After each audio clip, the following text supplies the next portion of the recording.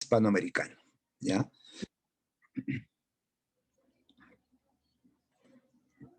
¿Ya? En este capítulo hablaremos del boom hispanoamericano. Básicamente nos interesa ver pues, los antecedentes, el contexto cultural y las características del boom como antesala al estudio de la obra de Mario Vargas Llosa, que es el tema clave, ¿no?, en la siguiente sesión. Entonces, antes de hablar de Vargas Llosa, tenemos que saber, pues, en qué contexto se dio la obra de Vargas Llosa, qué sucedía en esa época, por qué escribía así con esos recursos, por qué esa temática, ¿no? ¿Qué influencias recibió? O sea, todo eso tiene que ver con este tema de hoy. El marco del boom hispanoamericano, ¿no? Que es un tema que nosotros lo hemos estudiado, ¿no? Lo conocemos, ¿no? Vamos a fijar ideas puntuales, ¿no?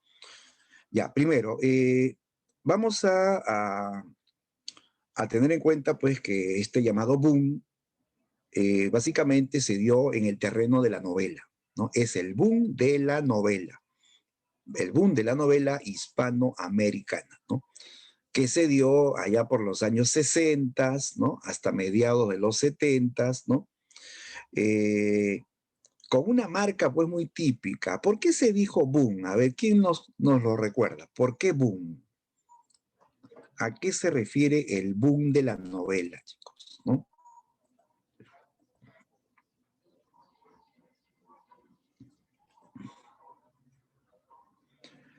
A ver, estoy viendo en el chat, hay un mensaje, un poema de nuestro amigo Kevin Cóndor. A ver.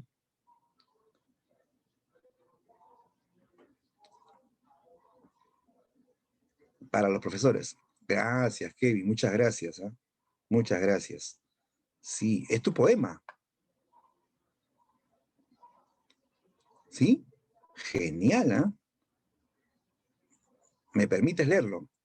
A ver, se ha dormido muy tarde, se ha despertado muy temprano, sus ojos le arden y le duelen las manos.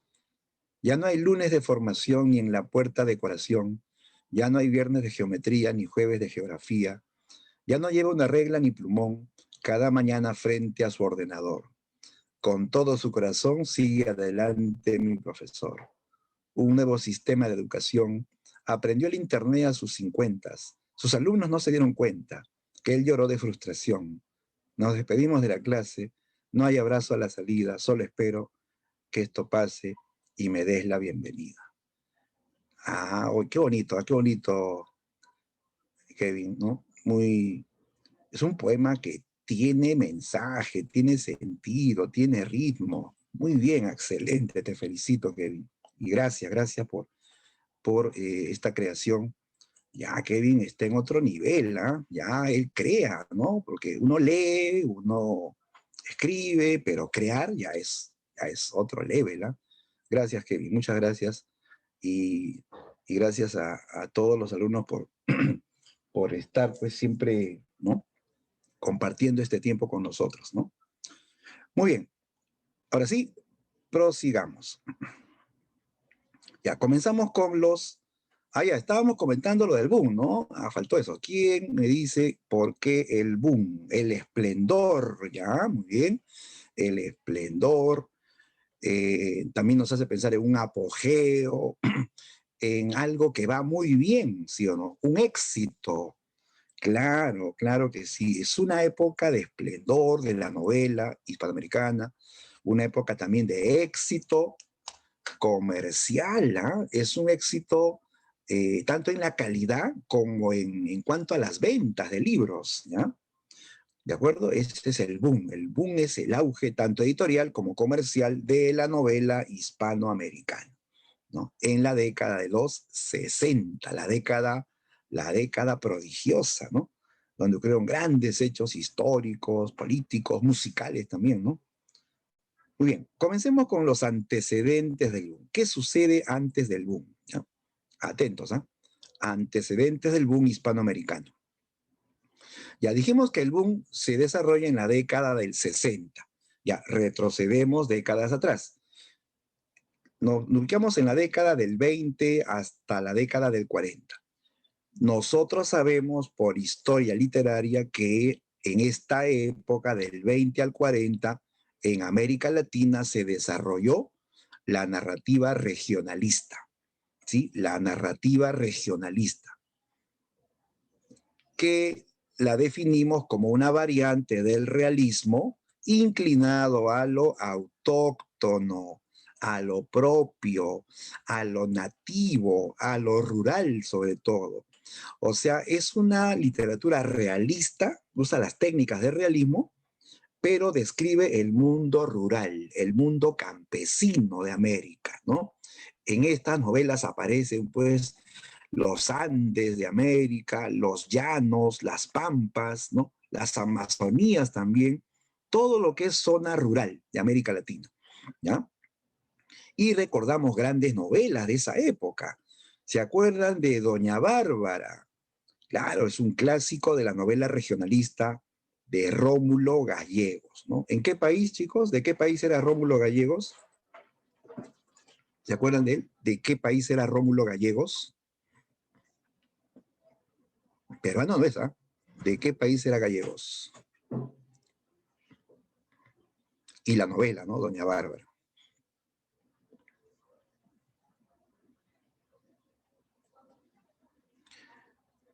De, claro, pues, de Venezuela, ¿no? Él es uno de los grandes autores de la literatura venezolana, ¿no? Rómulo Gallegos, que hasta fue presidente de su país, ¿no? Claro, y aquí nos enfoca en el mundo del llano venezolano, la historia de esta mujer cacique que tenía mucho poder, ¿no? Que controlaba el llano, que tenía a su cargo, pues, a las autoridades, a también incluso a los sicarios, ¿no? A los hechiceros, o sea, ella era la que mandaba, pues, ¿no? Nos retrata la realidad rural del llano venezolano, ¿no? Este afán de civilizar, ¿no? Llevar educación, orden y ley a un mundo que estaba pues sumido en la barbarie, ¿no? Y ahí también se enlaza esta gran novela peruana, chicos, que prácticamente pone punto final al regionalismo hispanoamericano. La novela El mundo es ancho y ajeno, ¿ya? De nuestro amigo Ciro Alegría Bazán, que escribe esta gran novela ganadora de un premio latinoamericano, eh, una novela que nos pinta pues el mundo andino, la lucha del pueblo, ¿no? De Rumi contra las injusticias del Gamonal y las autoridades que han sido corrompidas, ¿no? Y ojo, ahí tenemos que asociar que esto del regionalismo incluye al indigenismo, ¿sí? El indigenismo es una tendencia del regionalismo. Es el regionalismo que enfoca el mundo andino, los Andes de América, tanto de Perú, puede ser de Bolivia, de Ecuador, ¿no? Los Andes de América, el mundo andino, ¿no? Entonces, esto es lo que predomina entre los años 20 y los años 40, la narrativa regionalista, ¿correcto? Ahora pregunto, ¿todas las novelas de esta época son regionalistas? ¿Todas, sin excepción? No, la respuesta es no, porque van a encontrar novelas diferentes. En estas décadas aparecen, claro que en menor proporción, digamos un 10%, aparecen otro tipo de novelas, ¿no? El 90% de novelas de esta época son regionalistas, en toda América Latina, ¿no? Esa era la onda, la moda en esa época, pero aparecen, repito, otras formas narrativas. Por ejemplo, aparece la novela, se desarrolla, ¿no? La novela modernista y la novela experimental, o sea, ya algunas novelas de vanguardia, ¿ya? Novela modernista, por ejemplo, aquí en el Perú se publica la novela Duque, Duque de José Díez Canseco. Duque es una novela modernista por su lenguaje, muy decorativo, muy lujoso, muy adornado, y nos cuenta la historia de la alta sociedad limeña. Es una obra que habla de las decadencias de la alta sociedad limeña, un mundo lujoso, aristocrático, pero envuelto en sus debilidades. Se habla ahí pues de la drogadicción, del homosexualismo, ¿no? O sea, los ricos no saben qué hacer con su plata, chicos, ¿no? Y comienzan a experimentar pues todas estas situaciones pues vinculadas a la drogadicción y el homosexualismo, ¿no? Ya, entonces, es una novela distinta, no es regional, porque esto se ambienta en Lima, ¿ya? Enfoca la alta sociedad limeña, ¿ya? Que luego esto va a influenciar en otros autores, como, por ejemplo, más adelante viene Alfredo Bryce Echenique, que habla también de la alta sociedad, ¿no? O viene después Jaime Bailey, que escribe, ¿no?, novelas sobre también este tema de las drogas y el homosexualismo en la alta sociedad limeña, ¿no? Bien, y aparece también de manera incipiente, o sea, de manera todavía muy, digamos, que recién está naciendo, ¿no? Que recién está gateando prácticamente, aparecen las primeras narraciones experimentales, o sea, vanguardistas, ¿ya? Tú sabes que los vanguardistas son experimentales, ¿no? Siempre están experimentando con la forma, con el lenguaje para innovar. Entonces aparecen algunas novelas experimentales, como es el caso de La Casa de Cartón, ¿ya? La Casa de Cartón del escritor peruano Martín Adán. Martín Adán, que en realidad es un sobrenombre, ¿no? Él se cambió de nombre, su nombre verdadero era Rafael de la Fuente Benavides, pero nadie le llamaba Rafael, le decían Martín Adán, ¿no? ¿Ya? A los 20 años publicó La Casa de Cartón. 20 añitos, ¿ah? Era un cachorro en la literatura y se hizo famoso. Este libro fue muy elogiado por muchos intelectuales de la época, autores que ya eran pues consagrados intelectuales, lo elogiaron. Dijeron que esta era una novela muy experimental, una novela que tenía de narrativa, de poesía, tenía lenguaje poético, tenía metáforas, tenía palabras nuevas, pero era novela, por eso decían novela poemática, vanguardista. Fue la única novela vanguardista de esa época en el Perú. ¿Ya? Tú sabes que el vanguardismo en el Perú se dio más en poesía, ¿sí o no? En poesía, ¿no? 95% poesía vanguardista. Y se dio este caso prácticamente excepcional de novela vanguardista. La Casa de Cartón es la única novela vanguardista de esa etapa, pues, ¿no?, en la que se dio la vanguardia en el Perú, ¿no? Pero junto a esta novela hay un libro de cuentos titulado Escalas Melografiadas, de César Vallejo, que fue el líder de la vanguardia en el Perú, ¿no?, de la poesía vanguardista, pero también Vallejo escribió este librito de cuentos donde también hay mucho experimentalismo verbal. Entonces también se considera una obra de vanguardia, pero son cuentos, no es novela, son cuentos, ¿ya? Entonces de esa manera se iniciaba una nueva etapa, la llamada nueva narrativa hispanoamericana, ¿ya? Se iniciaba así con estos textos, la nueva narrativa hispanoamericana, ¿sí? Que recuerda es esta etapa donde se recibe el impacto de la vanguardia europea y norteamericana en América. O sea, surgen narraciones vanguardistas en América. ¿Ya? Ahora, una pregunta, chicos, a todos. A ver, pensando. Dentro de la nueva narrativa, ¿se debe incluir a la narrativa regionalista? Repito, dentro de la narrativa hispanoamericana, la nueva narrativa, ¿se incluye a la narrativa regionalista? ¿Qué dicen?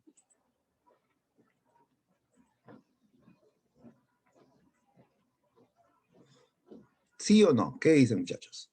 ¿Se incluye el regionalismo dentro de la nueva narrativa hispanoamericana? A ver, Camila nos dice no, Ximena dice que sí, Cristín no, Samuel no. ¿Ya? Y la respuesta es no. ¿Por qué, profesor? Es que el regionalismo usa técnicas del realismo tradicional. La narración lineal, el narrador omnisciente, ¿no? El orden lógico, ¿no? Lo tradicional, chicos. Y nueva narrativa es narrativa vanguardista. Entonces el regionalismo no usa formas vanguardistas. El regionalismo es una forma todavía tradicional de contar la historia. Es realista, lineal, omnisciente, entonces no es vanguardista. Aquí lo que estamos diciendo es que se inicia la nueva narrativa con estos textos experimentales, con la novela modernista y con las novelas experimentales como La Casa de Cartón, como Escalas Melografiadas. Ya, ahí se inicia la nueva narrativa. No incluye al regionalismo, ¿de acuerdo? Hay que aclarar eso. Entonces, el regionalismo se va a dar en esa época, pero eso todavía no es nueva narrativa. La nueva narrativa, como quiero aquí mostrar en estas imágenes, se va a dar inicio con estas novelas experimentales, ¿no? El Duque, La Casa de Cartón. Esta es la etapa emergente, la etapa de iniciación, ya la etapa de vanguardia incipiente, ¿de acuerdo? Bien. La nueva narrativa que ya se había iniciado, ¿no? Con textos como La Casa de Cartón, El Duque, ¿no? Va a tener su etapa de consolidación, ¿ya? Como dice el término, se consolida la nueva narrativa en la década del 40 hasta los años 50. ¿Ya? Para que se consolide la nueva narrativa, primero se tiene que desplazar al regionalismo. El regionalismo, que era la moda, va a tener que ser desplazado. O sea, una vez que ya se agota esa temática y se termina, recién ahí se va a imponer con fuerza la narrativa, la nueva narrativa hispanoamericana, que es narrativa de vanguardia. Ojo, no olvides eso. La nueva narrativa es la narrativa de vanguardia en América Latina. ¿Sí? Y eso, ojo, no es tan fácil. Cuando hay una moda dominante y aparece algo nuevo, eso nuevo es mal visto, es criticado más bien, ¿no? Pero se impone en los años 40, a partir de esa época se impone, ¿no? Gracias a la calidad de los autores, se va a imponer la narrativa de vanguardia. En esta época aparecen autores muy creativos, autores que van a superar, pues, ¿no? A la literatura regionalista anterior. Aparecen autores que cultivan, por ejemplo, la narrativa fantástica. Se desarrolla la narrativa fantástica, ya no realista, te das cuenta, lo contrario, ya no realista, sino fantástica. Y ahí destaca el argentino Jorge Luis Borges, ¿ya? Jorge Luis Borges, que cultiva narrativa fantástica, de temática filosófica, esos cuentos que nos hacen pensar, que nos dejan incógnitas, ¿no? ¿Ya? Borges fue uno de los grandes escritores que tuvo Argentina, ¿no? De una calidad increíble, ¿no? Pero a él lo leían los argentinos. Y por ahí algún estudioso que le interesaba, pues, las cosas nuevas, ¿no? Pero Borges no era, pues, un autor, digamos, internacional, ¿no? Que era leído, pues, en Europa, en Estados Unidos, no. Eso va a pasar recién en el boom. Estos autores tienen calidad, pero son leídos a nivel, digamos, nacional o local. Borges fue el más grande escritor que tuvo Argentina. Y ojo que él no tuvo, pues, una formación, digamos, académica terminada, ¿no? ¿Tú sabías que Borges ni siquiera acabó el colegio?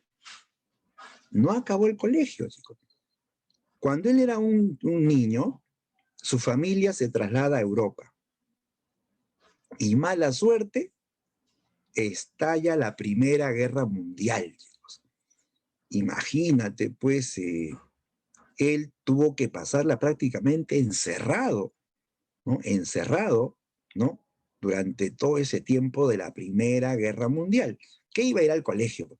O sea, ya había empezado los estudios de primaria aquí en Argentina, pero después se va a Europa y ya no pudo hacer la secundaria, ¿no?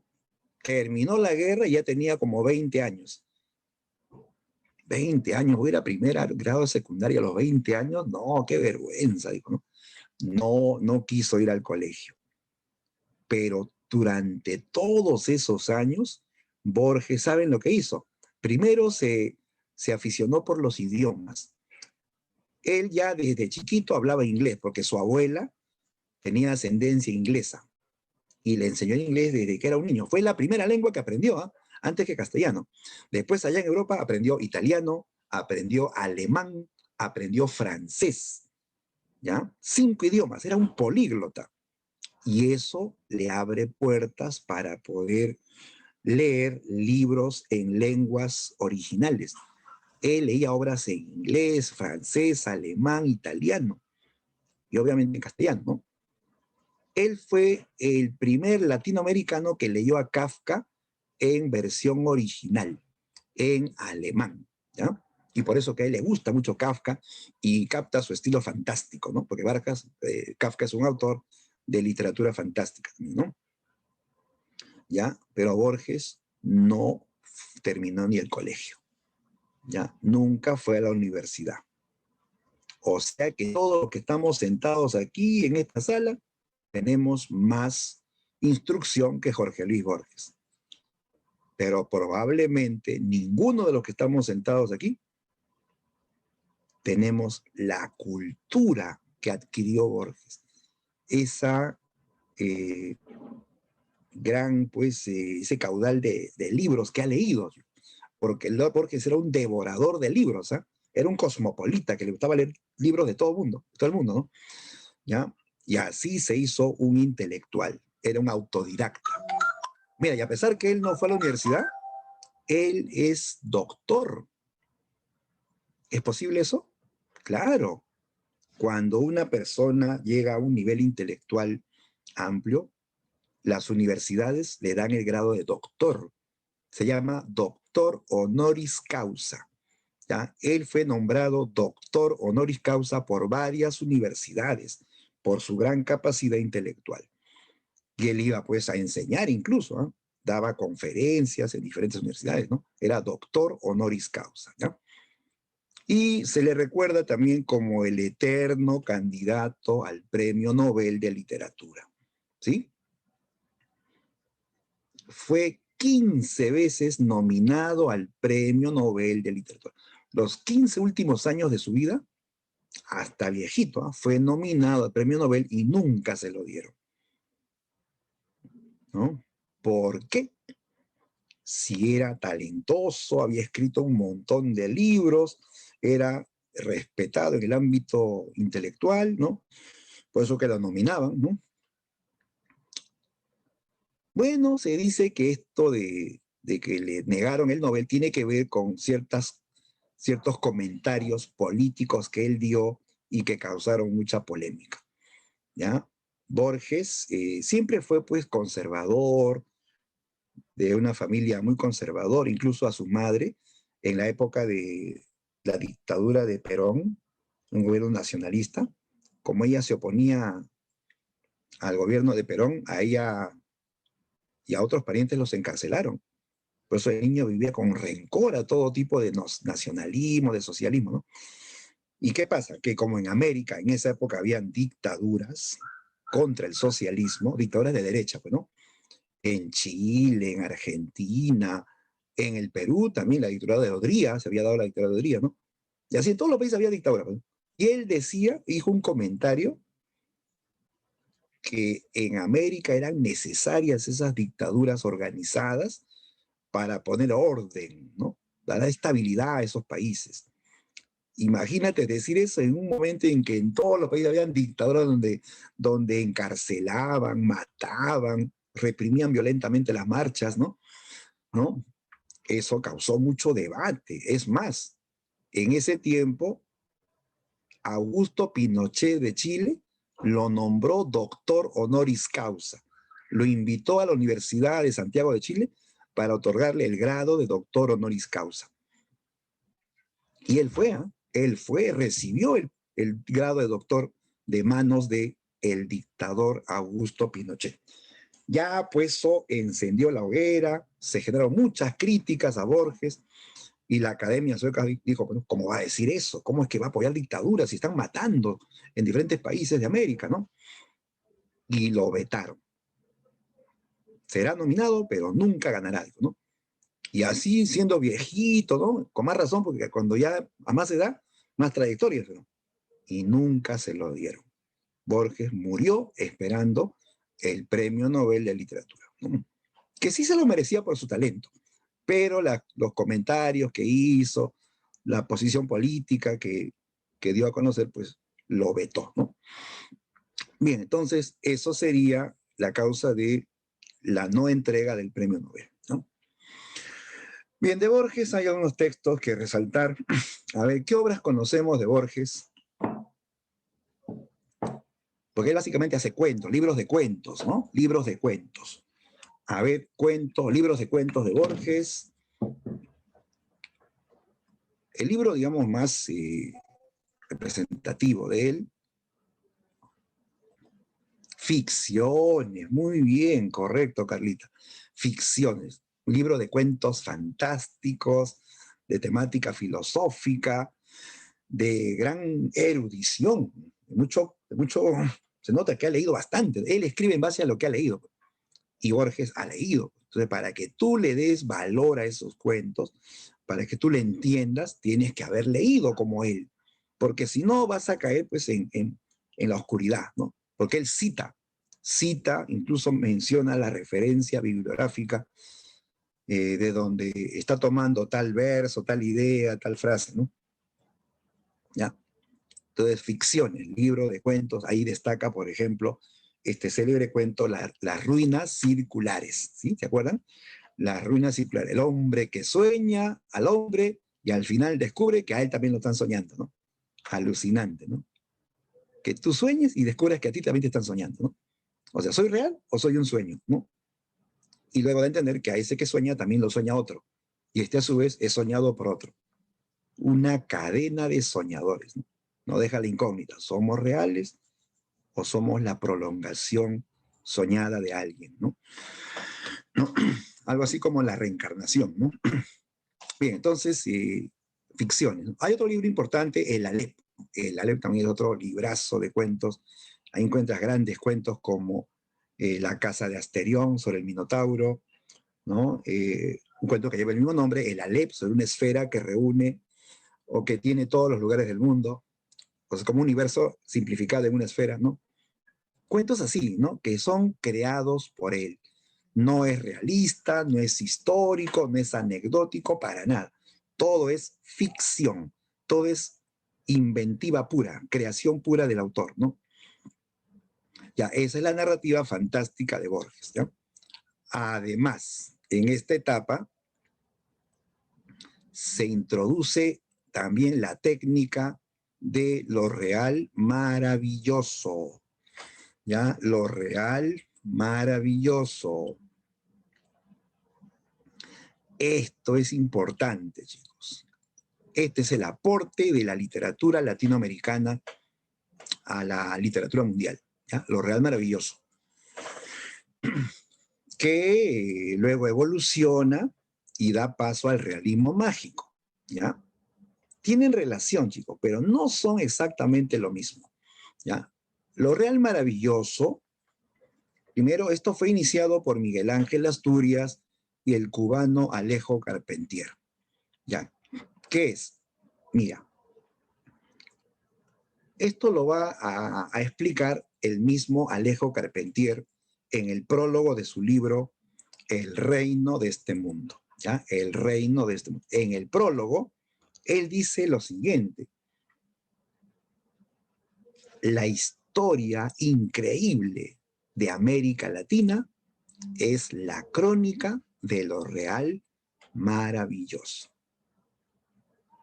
La historia de América es la muestra de lo real maravilloso.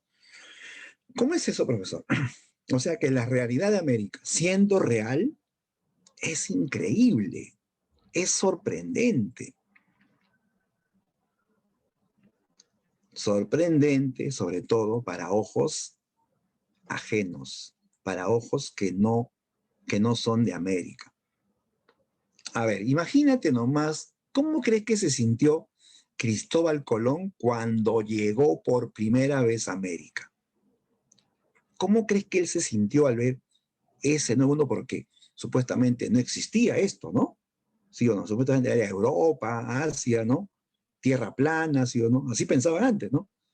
Y al ver América, al ver a la gente de América, a esos nativos, al ver esos nuevos animales, imagínate que vean, ¿cómo se llaman estos animales? Que es una mezcla de pato, mamífero, el ornitorrinco, por ejemplo. Al ver un ornitorrinco, para ellos sería pues como un monstruo, ¿sí o no?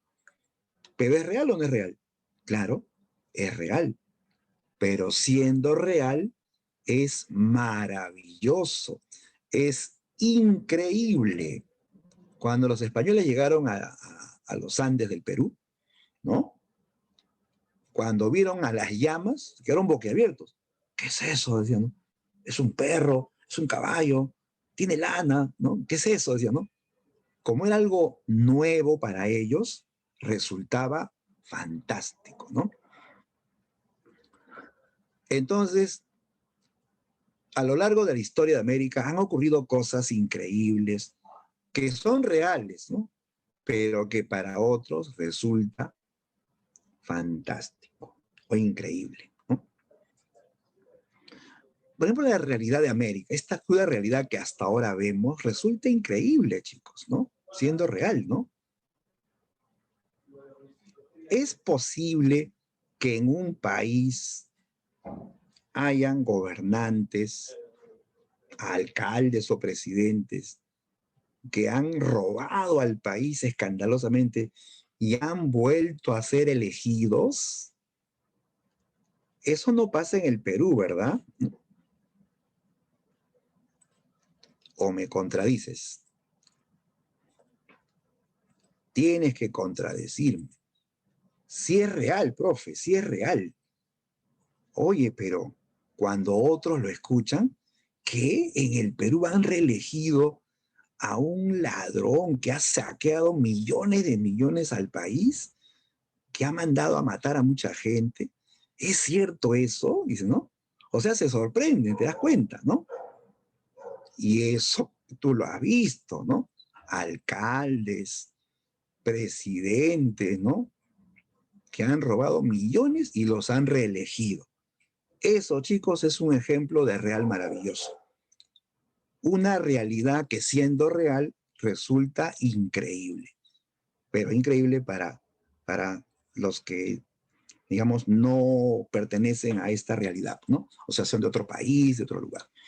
Cuando los turistas van, pues, a visitar América, se sorprenden de muchas cosas, ¿no? Van a México, ven el Día de los Muertos, ¿no? ¿No? Que claramente lo puedes ver en la película Coco, ¿sí? Todos han visto Coco, ¿verdad? ¿No? Se asombran los europeos, los turistas, de que celebran el Día de los Muertos, que hacen toda una fiesta, que llevan la foto, llevan comida, llevan música y dicen que ese día se reúnen con sus muertos, que las almas vienen a encontrarse con sus seres queridos, ¿no? Ya, el extranjero no lo cree, pero el mexicano sí lo cree, el peruano lo puede creer, no todos, claro, ¿no? Los que tienen la creencia, ¿no? Pero eso les sorprende. Para los mexicanos eso es normal, eso es cosa de tradición, todos los años se hace, pero los europeos se sorprenden. Al punto que cuando se termina la celebración en los cementerios, venden pues calaveritas de azúcar, ¿no? Y los europeos se asustan, ¿no? Muchos se asustan, incluso algunos no lo compran, otros sí, otros no, pero se sorprenden, ¿no? Porque eso es para ellos increíble. Van a su país y dicen, oye, en México celebran el Día de los Muertos y detallan lo que vieron, ¿no? Se sorprende. Eso es real maravilloso. O sea, no es fantasía, chicos, no es fantasía común, sino es una realidad propia de América, pero que sorprende, ¿ya? Y hay muchísimos ejemplos. Si tú lees esta novela hay novela que se llama El siglo de las luces de Alejo Carpentier, hay cosas insólitas ahí. Dice que en,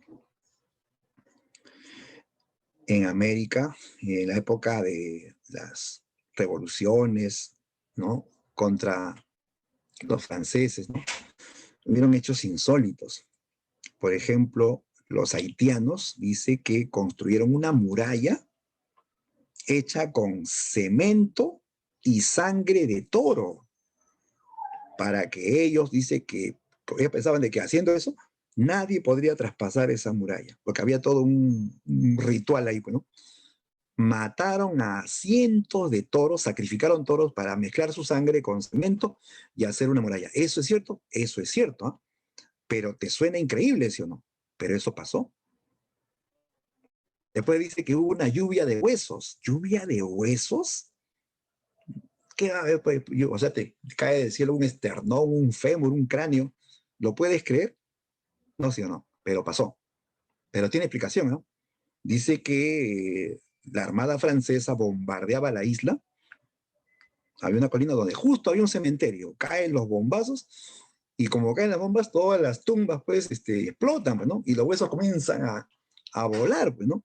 Y al pueblito que estaba debajo caen pues los huesos, ¿no? Las calaveras, los fémures, los pómulos, las clavículas, ¿no? Entonces sí tenía explicación, pero es increíble que hubo lluvia de huesos, ¿no? Entonces la realidad de América es así, pues. Es una realidad que sorprende, es una realidad maravillosa. Ya maravillosa no en el sentido de que sea bonita, sino que sea increíble, ¿ya? Increíble. Todo esto, chicos, comienza con Miguel Ángel Asturias y Alejo Carpentier, ¿ya? Asturias, por ejemplo, se hace famoso con su novela El Señor Presidente, ¿sí? El Señor Presidente. Fue la primera novela sobre la dictadura en América Latina. Inicia el ciclo de la novela de la dictadura en América, de estos gobiernos pues violentos, donde el gobernante es un todopoderoso, ¿no? Que hace y deshace, ¿no? Que arrasa con toda oposición, que manda encarcelar, manda matar, ¿no? Que se enquista en el poder, ¿sí o no? ¿No?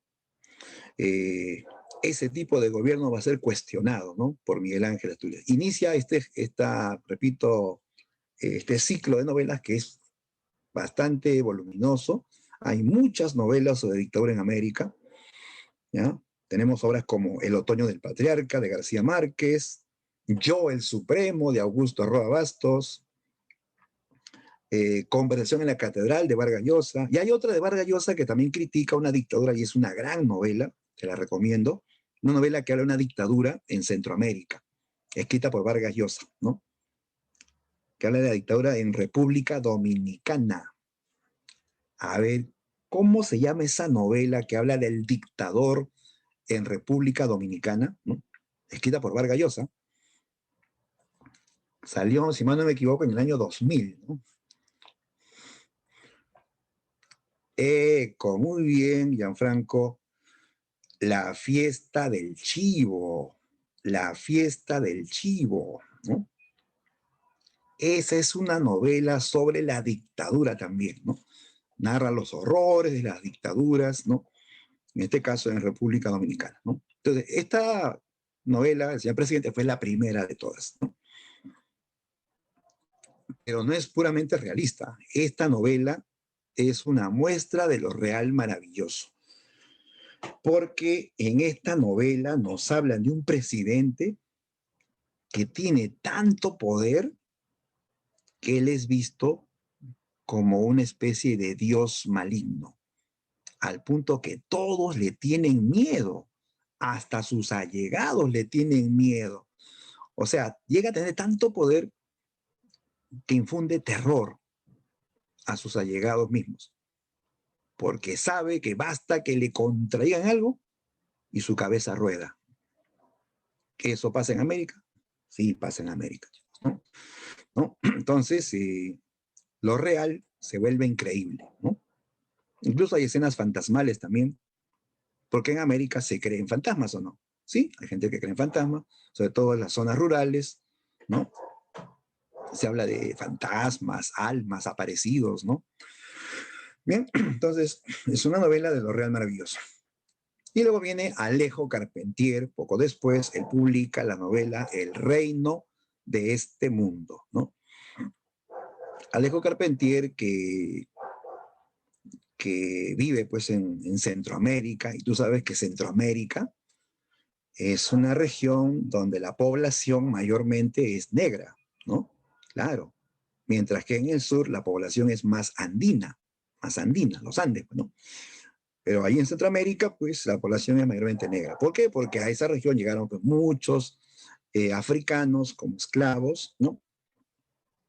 Y ellos pues habitaron esa región, ¿no? Incluso luego hubo mestizaje también, pero es una población de raíces afro, ¿no? Son afroamericanos, ¿correcto? Y cuando vienen los africanos a América, pues no vienen solamente así, pues como esclavos, vienen con sus creencias, con sus mitos, con sus supersticiones, ¿no? Con su religión vudú, con su santería, ¿no? Con su magia negra. Han oído de los zombies, ¿verdad? Los zombies. Ya, pero no es como lo ves en la tele, en Hollywood, no, esas son versiones ya completamente ya tergiversadas, ¿no? Los zombies tienen que ver con el vudú, chicos, que ahí pues se preparan unos brebajes bravazos que prácticamente eres un muerto en vida, ¿no? ¿Ya? Es la idea pues de los zombies, ¿no? Entonces, eh, todas esas creencias, incluso de que el hombre se puede convertir en animal, viene de la religión vudú de África. Entonces, Alejo de va a conocer todos esos mitos, esas creencias, ¿ya? Y él las va a incluir en sus novelas. En esta novela, sobre todo, aparece un personaje fabuloso, Macandal, líder de una rebelión de esclavos negros contra los franceses. Y Macandal es algo así como un sacerdote vudú que conoce la magia, conoce esos venenos poderosos, conoce los rituales, la religión vudú que le permite convertirse en animales. Cuenta la leyenda que él, cuando fue capturado por los franceses, lo ejecutaron, lo amarraron a un madero y le prendieron fuego. Y mientras estaba quemando, ante todos los esclavos ahí, para que miren pues el escarmiento, dice que comienza a contornearse, comienza a mover su cabeza, ¿no? Y ante la mirada de todos los esclavos se convirtió en un insecto. ¿Te imaginas eso? Se convirtió en insecto. Y el insecto huyó de la muerte, se escapó de la muerte. Todos lo vieron y todos estaban convencidos de que Macandal no murió, sino que se convirtió en insecto y huyó con vida, ¿no? Macandal les había hablado tanto de su religión vudú que los había convencido. Y por eso que todos creen lo que han visto. En cambio, los franceses no vieron eso. Los franceses sí vieron que hubo un tumulto, ¿no? Un enfrentamiento, hubo todo el humo y de pronto Macaldal ya no estaba. Pero los franceses no vieron que se convirtió en insecto, simplemente que huyó, ¿no? Pero los esclavos vieron la mutación. ¿Y por qué ellos sí vieron y los franceses no vieron? ¿Qué tienen los esclavos negros que no tengan los franceses? ¿Mm? ¿Qué tienen en su mente, en su cabeza? Tienen fe. Así es, tienen fe. Ellos creen, son creyentes del vudú. Exacto, exacto. O sea, para que ocurra también estas escenas de Real Maravilloso, también se incluye el tema de la fe, de las creencias, propias pues de las culturas indígenas o afroamericanas, ¿ya? Listo. Entonces, no olviden, los iniciadores de lo Real Maravilloso fueron Miguel Ángel Asturias y Alejo Carpentier. Ahora, esto luego evoluciona para dar paso al realismo mágico, ¿ya? Luego vamos a mencionar ese punto cuando hablemos de las características del boom, ¿ya? Por lo pronto ya tenemos el concepto de lo Real Maravilloso, ¿no? Bien, otra gran novela de esta etapa y que aplica también lo Real Maravilloso es la novela Pedro Páramo, otra gran novela latinoamericana escrita por el mexicano Juan Rulfo.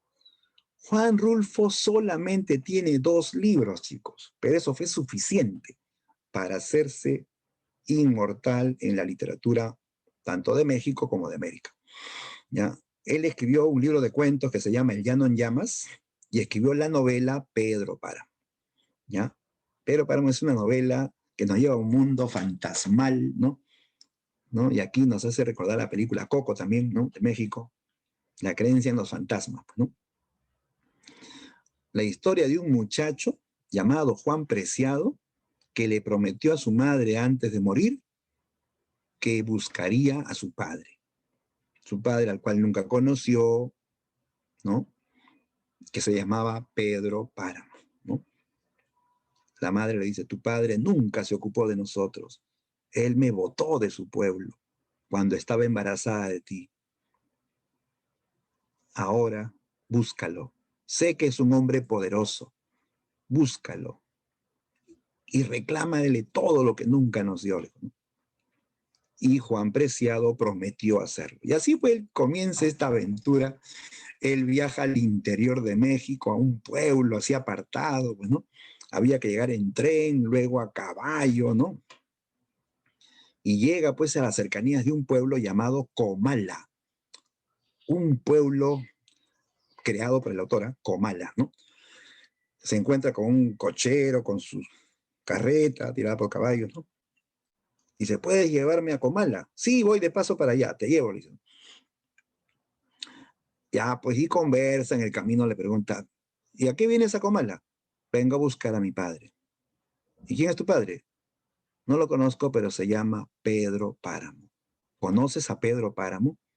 Y el que maneja la carreta le dice, ¿quién no va a conocer a Pedro Páramo?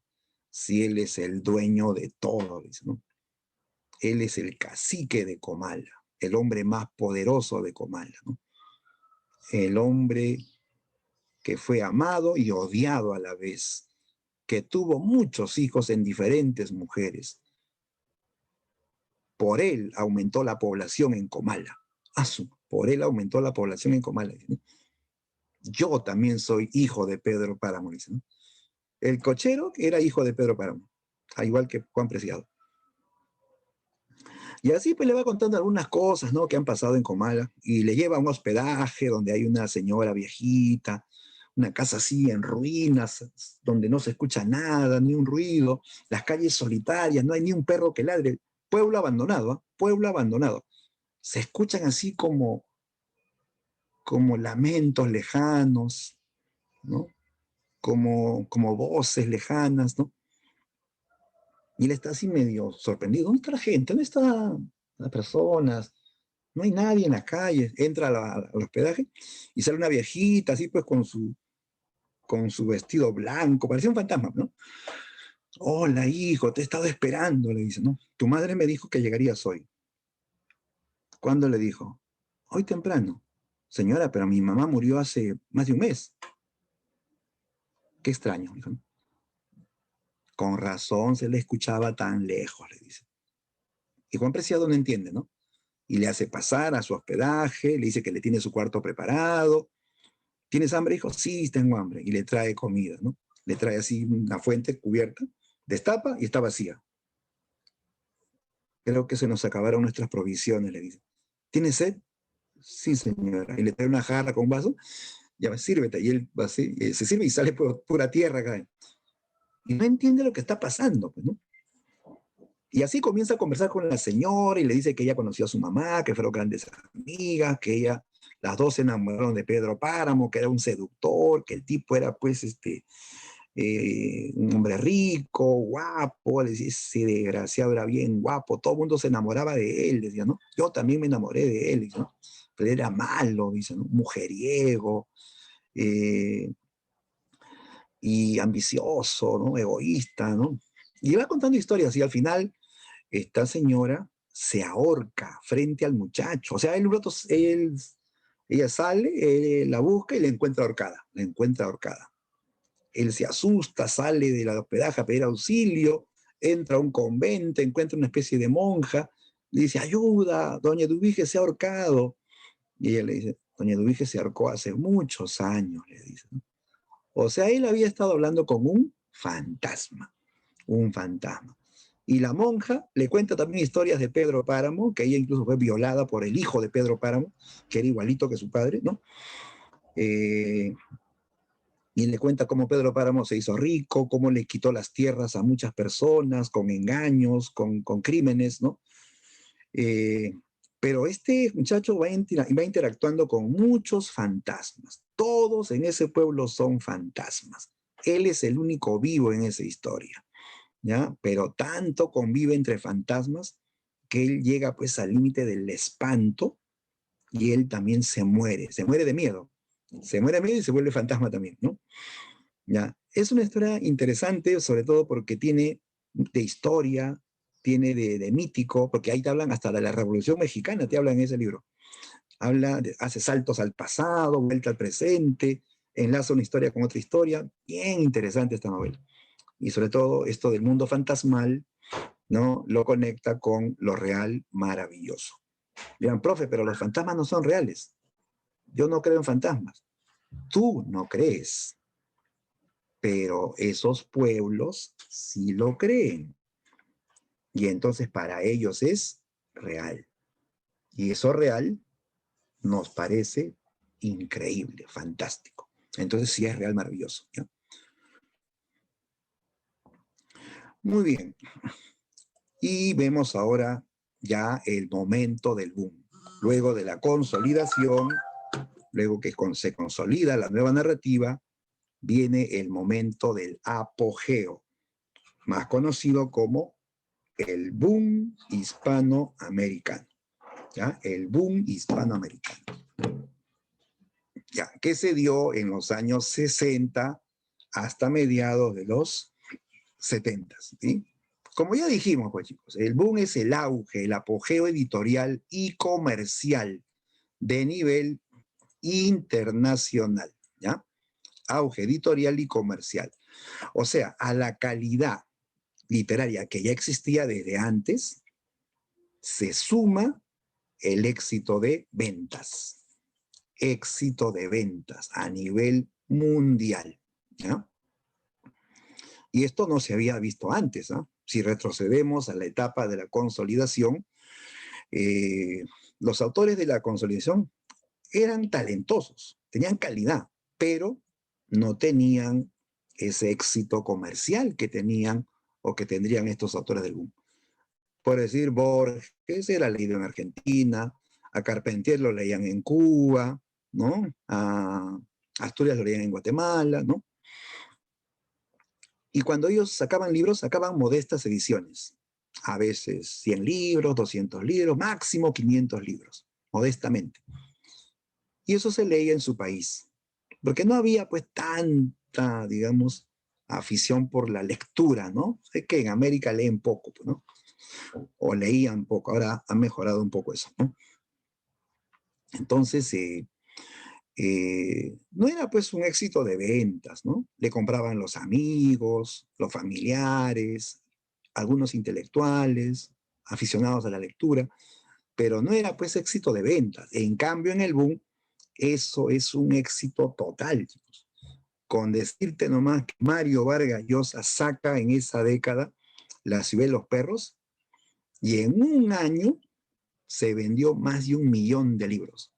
Más de 1 millón de libros, se agotó.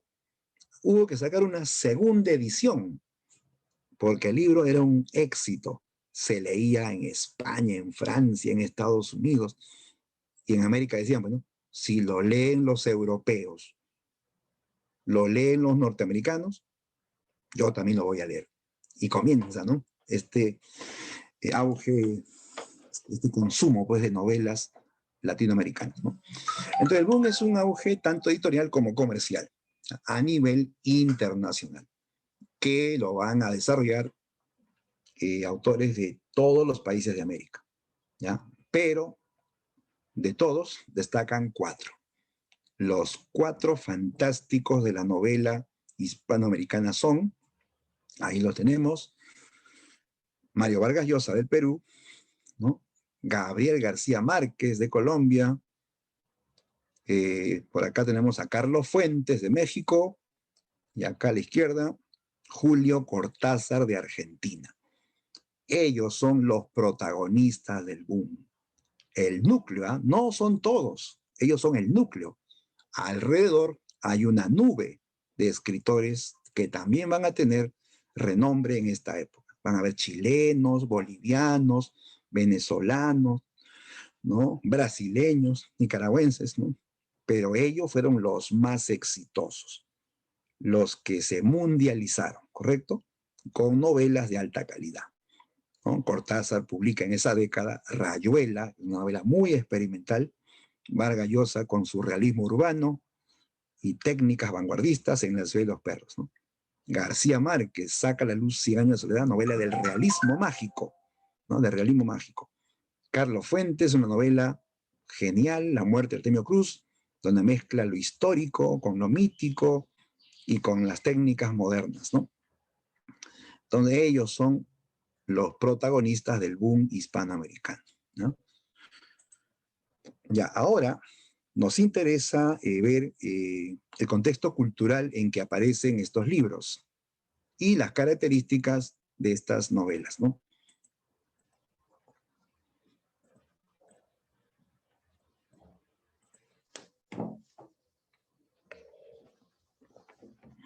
Ya, a ver, hasta ahí, chicos, ¿alguna consulta, algún comentario, una duda, no?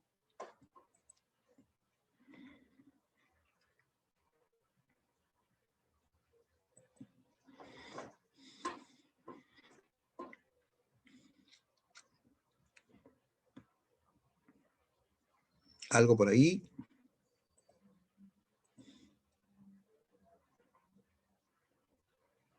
A ver, si me nos pregunta, ¿en el apogeo los autores usaban técnicas vanguardia? Claro que sí. O sea, esto de las técnicas de vanguardia comienzan en la etapa de consolidación, ¿sí? Con Borges, Asturias, Carpentier, ¿no? Juan Rulfo, y continúan, además se hace más fuerte, ya llega al dominio en la etapa del apogeo o boom. Claro, estos autores del boom van a practicar técnicas modernas de vanguardia, ¿no? No todos en la misma manera, no cada uno usa técnicas diversas, ¿no? Pero todos son experimentales, todos son vanguardistas. El mejor de todos, aunque no lo creas, fue Vargas Llosa. Él fue el maestro, nadie lo superó, ni García Márquez lo superó en cuanto a la técnica. Por eso que a Vargas Llosa le dicen el arquitecto de la novela, por el uso magistral de las técnicas. Todo esto del monólogo interior, el flashback, las múltiples voces, ¿no? Los collages de historias, ¿no? El lenguaje experimental. O sea, Vargas Llosa es el maestro de las técnicas vanguardistas en América Latina, ¿no? Bien, ahora sí, veamos el contexto cultural del boom. Ya, mire, van a haber ciertos factores que van a favorecer el desarrollo del boom, el boom hispanoamericano. En primer lugar, en esta época surge una nueva masa de lectores, y eso es importante. Claro, ¿de qué vale que hayan buenas obras si nadie las va a leer, ¿no? Entonces, ¿cómo surge esta nueva masa de lectores? En estos años, los países de América se modernizan, ¿ya? Producto del impacto, de los préstamos, ¿no? De las inversiones capitalistas, las ciudades comienzan a modernizarse. Surgen grandes urbes, porque antes en América lo que predominaba era la vida rural, la vida en el campo, ¿no? Eran sociedades así, digamos, antiguas, incluso atrasadas, porque hasta había analfabetismo, ¿no? Ya, pero se produce la modernización de las ciudades, aparecen grandes urbes, ¿no? Grandes urbes como Buenos Aires, como la Ciudad de México, como Santiago de Chile, Lima también, ¿no? Caracas, en fin, ¿no? Surgen las grandes urbes, ¿ya? Y va a haber mayor acceso a la educación, ¿sí? Aparecen colegios, muchos colegios, universidades, y eso es importante, chicos, porque eso va a permitir que haya un público más educado, más instruido, más interesado por leer, ¿ya? Porque imagínate darle literatura moderna a una persona que apenas tiene primaria, o peor, que no sepa, ¿no? Ni leer ni escribir, ¿no? Bueno, que tenga primaria, ¿no? Sabe leer, pero ¿podrá entender lo que está leyendo? Difícil, ¿sí o no? Claro. En cambio, la persona que tiene instrucción, como tú, que has hecho secundaria, tienes educación preuniversitaria, tú sí estás en la capacidad. Otra cosa es que no te guste leer, que te dé pereza y otros pretextos más, ¿no? Pero sí estás en la capacidad de entender esos libros, esas novelas, ¿no? Solamente es cuestión, pues, de ponerle atención y mucho interés, ¿no? Ya, entonces, la aparición de ciudades modernas, colegios, universidades, da paso a una nueva masa lectora, ¿no? Y esto va a generar que se desarrolle la industria editorial, ¿no? ¿Ya? Eh, Llegan a América eh, personas que han huido, pues, de las guerras en Europa, de la Primera Guerra Mundial, de la Guerra Civil Española.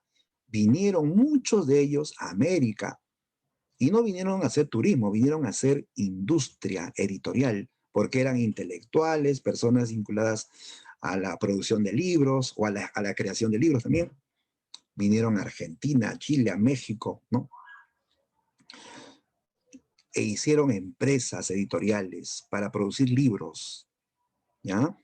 De tal modo que eh, eso impulsa, pues, ¿no? Eh, la literatura en América Latina. Por ejemplo, vino un español a Argentina, huyendo de la guerra civil, ¿no? Que hizo una editorial en Argentina y comenzaba a publicar libros, pues, de autores de la región, ¿no? Y un día le llegó a sus manos un librito que hablaba de la historia de un pueblo mágico llamado Macondo y la historia de una familia, los Buendía. ¿Cómo se llama ese libro?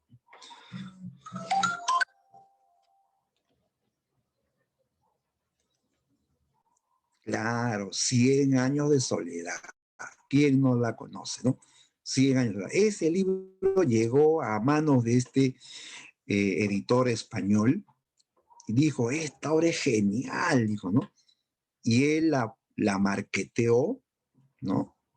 Y luego esto se marketeó también en España y la novela fue un éxito, se leyó en todo el mundo, ¿no? O sea, de ahí la importancia de la venida de muchos españoles, muchos europeos que dejaron, pues, ¿no? Dinamizaron la cultura, la difusión de libros, ¿no? El apoyo a los escritores, ¿no? Importante eso, ¿sí o no? ¿Ya? Entonces todo eso hace que surja una nueva masa lectora. Aparecen editoriales que difunden libros, hay un público dispuesto a leer, ¿ya? ¿Qué más? En esta época también importante la aparición de revistas literarias, ¿ya? En esa época, chicos, la literatura no llegaba, pues, como ahora, pues, en libros así completos, de 500 páginas, 800 páginas. No, no. Venían por fascículos, digamos, ¿no? En revistas, que tú las podías encontrar en la esquina de tu barrio. Salías a la calle, venden periódicos, ahí te vendían la revista donde encontrabas el primer capítulo de La ciudad de los perros, el primer capítulo de 100 años de soledad. Entonces era una forma más directa, más fácil de que la literatura llegue al público, a mayor público, ¿sí o no? Porque estaba al alcance de la mano, ¿no? Porque encontrar un libro, así nomás no era fácil, ¿eh? No, no. Si hasta ahorita también, si quieres un libro interesante, tienes que buscar y buscar, ¿no? Pero ahí llegaba la literatura cerca, estaba más cerca del lector. Entonces proliferan muchas revistas literarias que hacen que, repito, la literatura llegue pues a mayor público y de manera más directa, ¿no? A ver, creo que por ahí hay un comentario. Ah, Ximena nos comenta de 100 años. Sí, es una obra que tiene su complejidad, es cierto, uno se marea, ¿no? Sí, tienes que hacer tu hojita ahí donde apuntan los personajes, tienes que hacer tu árbol genealógico, ¿no? ¿Han visto el árbol genealógico de los Buendía? Con ese árbol se lee mejor, ¿no? Porque si no, comienzas a enredarte, ¿no? Como cambia el tiempo y aparecen personajes con el mismo nombre, pero diferentes personas, se genera todo un enredo, ¿no? Pero la obra es interesante, es muy, muy genial, ¿no? Si uno la lee, bueno, a la primera leída uno no lo entiende, a la segunda ya comienza a entenderlo mejor, ¿no? Ya, bien, entonces las revistas, importantes las revistas, ¿ya? 3. Otro factor clave para el desarrollo del boom fue este hecho histórico, chicos, la Revolución Cubana. La Revolución Cubana de Fidel Castro, ¿no? Y donde aparece el legendario Che Guevara, ¿no? El Che Guevara que apoyó esta revolución, que fue todo un ícono, ¿no?, de la revolución latinoamericana, ¿no? ¿Contra quiénes se alzaron los cubanos? ¿Ah? ¿Contra quiénes se alzaron los cubanos? Claro, contra Estados Unidos, contra el poderoso del norte, ¿sí? Tú sabes por historia, pues, que Cuba estuvo bajo el control de Estados Unidos durante mucho tiempo, ¿no? Era casi una colonia, ¿no?, de Estados Unidos, ¿no? Y prácticamente Estados Unidos controlaba todo lo a la política y economía de Cuba, y hasta ponían los presidentes, ¿no?, a su favor, claro, ¿no? ¿No? Y se llevaban las riquezas de Cuba, sobre todo esto del azúcar, ¿sabes? Que Cuba produce bastante azúcar, ¿no? Claro, para que los gringos hagan su Coca-Cola, ¿no? Todos sus productos azucarados, ¿no? Azúcar. ¿Por qué crees que la cubana Celia Cruz cada vez que canta, qué dice? Azúcar, ¿no? Azúcar, ¿no? Claro. Y Cuba era prácticamente la isla de diversión de los norteamericanos. Venían a buscar fiestas, mujeres, bebés, ¿no? Entonces, había pues también una realidad cruda, había pobreza, había abandono en muchos sectores de Cuba. Entonces se desata la revolución cubana liderada por Fidel Castro, ¿no? Que como sabemos triunfa la revolución cubana, ¿no?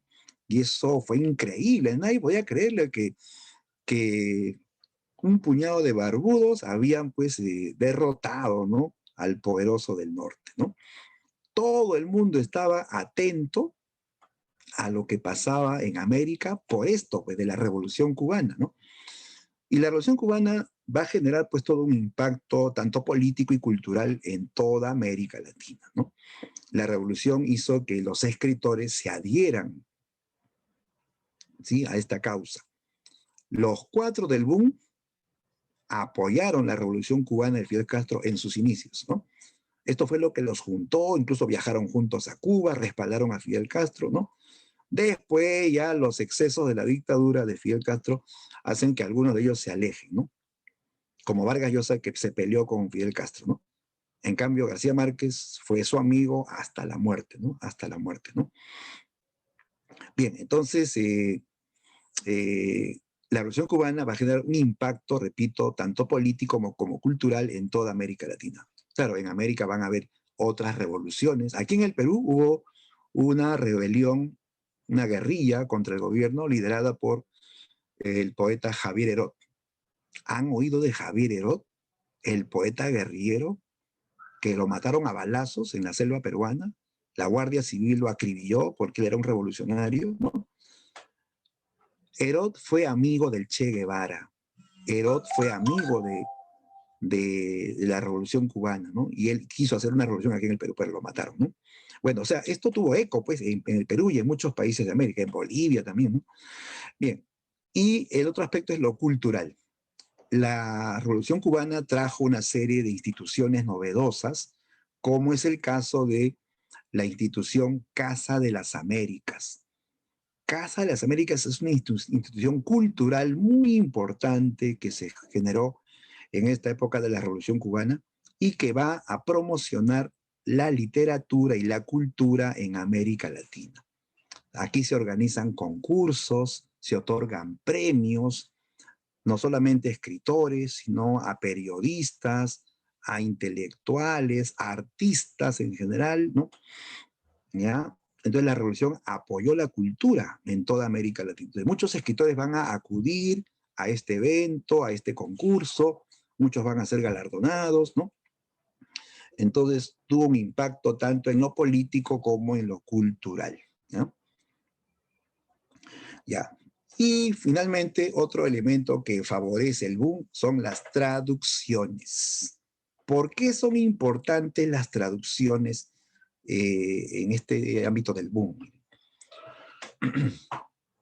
Ten en cuenta que todos los actores del boom son hispanohablantes. Todos escriben en español o castellano, ¿no?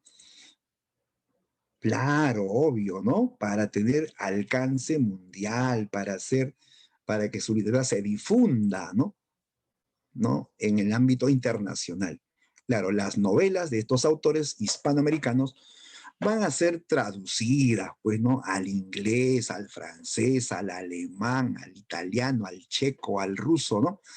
Entonces, estas novelas van a ser leídas a nivel mundial por las traducciones, ¿sí? Va a haber mayor alcance, apertura a nivel mundial, ¿ya? Por eso que Vargas Llosa, eh, desde muy jovencito, pues él se desmarca por eh, sus viajes a Europa y la gran difusión y traducciones que tienen sus libros. Entonces Vargas Llosa es un autor que ya no se dice solamente es un autor de literatura peruana, él es un autor de la literatura universal, ¿te das cuenta? Porque sus libros son leídos a nivel mundial, ¿no? Eso debido a las traducciones, ¿correcto? Listo, ya. Veamos ahora este otro punto, las características del boom, de la novela del boom, ¿no?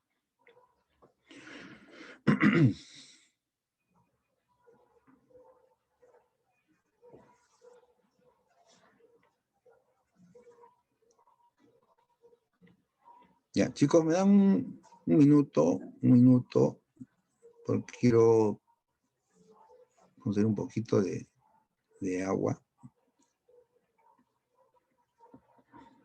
Ya, un minuto y continuamos, ¿ya?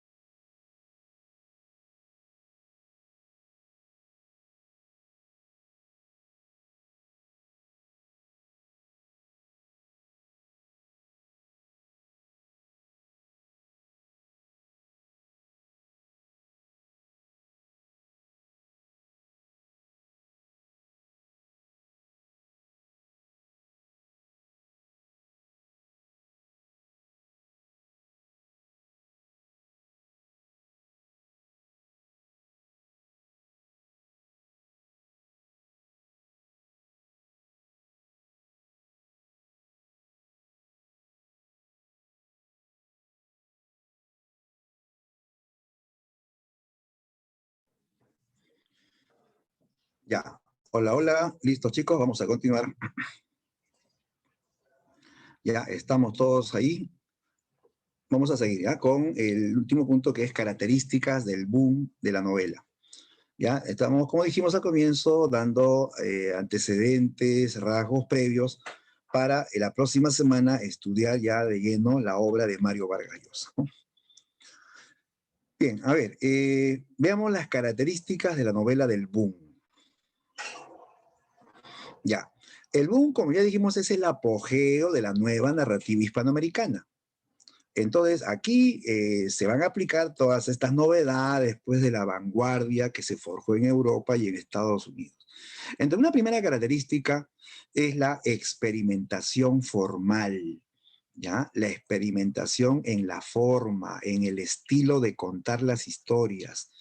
Los autores de esta etapa del boom van a cuestionar la forma tradicional, la forma antigua de contar la historia, ¿ya? Ya no van a narrar en orden lineal o lógico, con un solo narrador en tercera persona que todo lo sabes, ¿no? Ellos cambian todo eso, ¿no? Ellos usan diferentes recursos, ¿no? Propios de la vanguardia. Por ejemplo, alteran el orden lógico y cronológico, ¿no? O sea, ya no hay esto de comienzo por el inicio, sigue el nudo y luego el desenlace. Ya no, puede comenzar por la mitad, puede comenzar por el final, o sea, ya no sigue el orden lógico.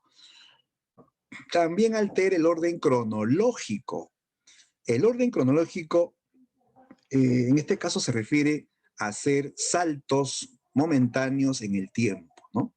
O sea, estás leyendo la novela y de pronto salta al pasado, ¿no? El famoso flashback, ¿de acuerdo? Y si el salto es más largo, ¿cómo le llamas como al salto más largo, no? Si el salto al pasado es largo, claro, toma el nombre de raconto. Muy bien, Ximena, correcto, Carla, muy bien, Will, raconto, ¿no? Ya, entonces, con esto se altera el orden cronológico, ¿no? El relato, pues, simultáneamente te presenta el presente y al costado nomás está el pasado, ¿no es cierto? Ya, ya no sigue, pues, un orden cronológico. O también se hacen narraciones salteadas. Sí, narración salteada, ¿cómo es eso, profesor? O sea, estás leyendo y te dice que saltes a otro capítulo. Hay una obra muy, muy experimental en ese sentido, que te ofrece un tablero de dirección para leer, donde dice, lea usted el capítulo 1, pase usted al capítulo 68, luego pase al capítulo 3, luego al capítulo 20, lees salteándote. Y haciendo eso se entiende la novela. ¿Saben dónde se aplica eso? En la obra de un argentino, del boom. ¿En qué novela se lee salteado, chicos? Siguiendo una especie de plano, de mapa que el autor nos pone en el libro, ¿no? Esa novela se titula Rayuela, ¿ya? La novela Rayuela de Julio Cortázar, ¿ya? Esa novela se puede leer de varias maneras. La puedes leer en orden normal, capítulo a capítulo, o siguiendo ese tablero que te da el autor. Lee el capítulo 1, pasa al capítulo 68, luego al 10, luego al 3, ¿no? Y haciendo ese orden también se entiende. El autor lo ha construido de tal modo que sí se va a entender la obra, ¿no? Entonces se cuestiona la forma tradicional de contar la historia. Se altera todas las secuencias lógicas, ¿no? Dos, los autores del boom van a innovar en el lenguaje, ¿ya? Estos escritores exploran al máximo las capacidades expresivas del idioma, ¿ya? O sea, se salen de lo convencional, del español convencional, ¿no? De conversar, pues, con palabras, ¿no? Coherentes, diálogos, en fin, ¿no? Se introducen nuevas formas de expresión verbal. Por ejemplo, una novedad muy original en esta época fueron los glíglicos. Glíglicos, ¿qué es eso, profesor? Glíglico es un lenguaje nuevo, un lenguaje inventado por el autor que no pertenece a ningún idioma, que aparentemente no tiene sentido, pero se le puede dar sentido según el contexto. A ver, ejemplo. Ahí te voy a compartir un ejemplo de Glíglico. Ahí está. Ven en mi pantalla el capítulo 68 de Rayuela. ¿Se ve, chicos? Ya, mira. Este es un capítulo nomás del libro. No vayas a pensar que todo el libro está escrito así, ¿eh? No. Lo demás está escrito con un castellano normal. Pero fíjate el lenguaje de este capítulo. Dice, apenas él le amalaba el noema, a ella se le agolpaba el clémiso, y caían en hidromurias, en salvajes ambonios, en sústalos exasperantes. Cada vez que él procuraba relamar las incopelusas, se enredaba en un grimado quejumbroso y tenía que embulsionarse de cara al nóvalo, sintiendo cómo poco a poco las arnillas se espejunaban, se iban apeltronando, reduplimiendo, hasta quedar tendido como el trimalciato de ergomanina al que se le han dejado caer las fílulas de cariaconcia. Y sin embargo era apenas el principio, porque en un momento dado ella se tordulaba los urgalios, consintiendo que él le aproximara suavemente sus orfelunios. Hasta ahí. ¿Qué significa todo esto? Orfelunios, urgalios, por acá te habla de amalaba, noema, hidromurias, se espejunaban. ¿A qué idioma pertenece esto, chicos? Bueno, por ahí hay algunas palabras en español, ¿no? Pero encuentras voces rarísimas, ¿sí o no? ¿No? Sí tiene un sentido, ¿eh? Sí tiene un sentido. Claro, dándole un contexto, leyendo lo anterior y lo que sigue, le damos un contexto. Chicos, esto primero es un lenguaje novedoso que se llama glíglico. Es un lenguaje inventado por el autor, no pertenece a ningún idioma, ¿ya? No están en los diccionarios, él lo inventa, ¿ya? Pero tiene un sentido contextual. Esto, chicos, si se han dado cuenta con un poco de imaginación, está describiendo un encuentro sexual. ¿Se dieron cuenta o no? Por ahí, ¿alguien intuyó eso? Es un encuentro sexual, pero dicho con palabras pues ocultas, ¿no? Cuando dice él le amalaba el noema y a ella se le agolpaba el clémiso y caían en hidromurias salvajes, ¿no? Uno puede intuir que él la está acariciando el cuerpo y a ella se le agitaba el corazón y comenzaba a sudar y todo, ¿no? Y así comienza pues esta descripción de un encuentro sexual, ¿no? Pero dicho con palabras muy novedosas, muy originales, ¿no? ¿No? Así es, pues este lenguaje sorprende, ¿no? ¿Ya? Entonces, a esto se llama, chicos, experimentalismo verbal, experimentarismo, ¿no? O sea, juega con el lenguaje, inventa nuevas palabras, crea nuevos recursos verbales, ¿no? Bueno, eso es un ejemplo, porque hay diferentes formas de experimentación verbal, ¿no? A ver, eh, también hay aliteraciones. ¿Qué son aliteraciones? Mira, esto consiste en repetir sonidos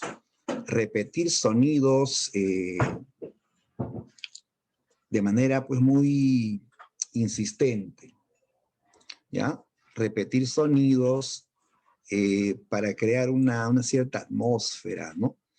A ver, vamos a poner un ejemplo de aliteración.